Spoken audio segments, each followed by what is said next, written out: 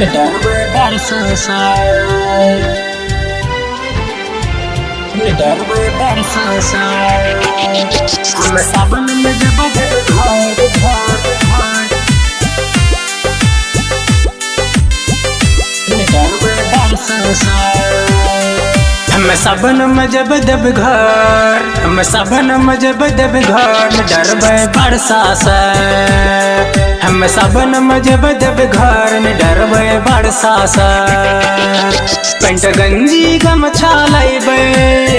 paint गंजी गमछा लैबै जिला सहरसा सा हम सावन में जब घर में डरबै बरसा सा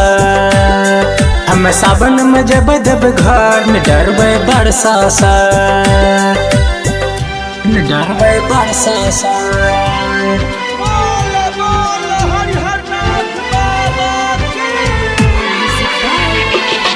हम सावन में जब घर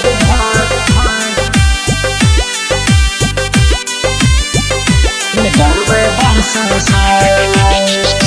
सुल्तानगंज से देवघर तक बड़ा भीड़ लागल छै ओह जल ढारै छै जकर तकदीर जागल छै सुल्तानगंज से देवघर तक बड़ा भीड़ लागल छै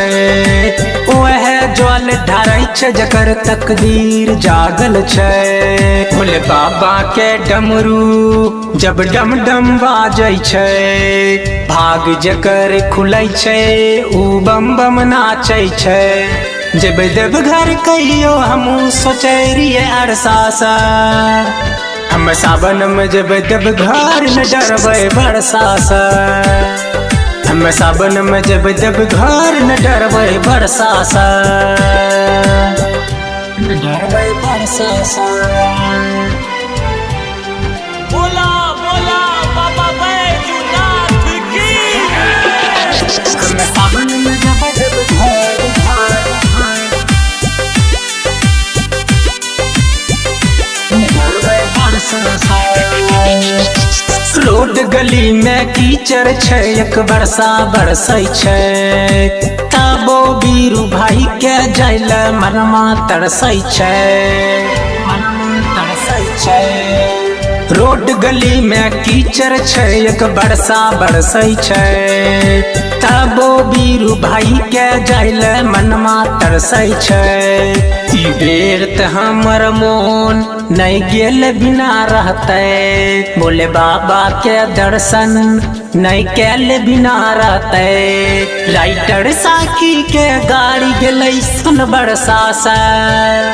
हम सावन में जब घर न डरबै बरसा सा हम सावन में जब घर न डरबै बरसा सा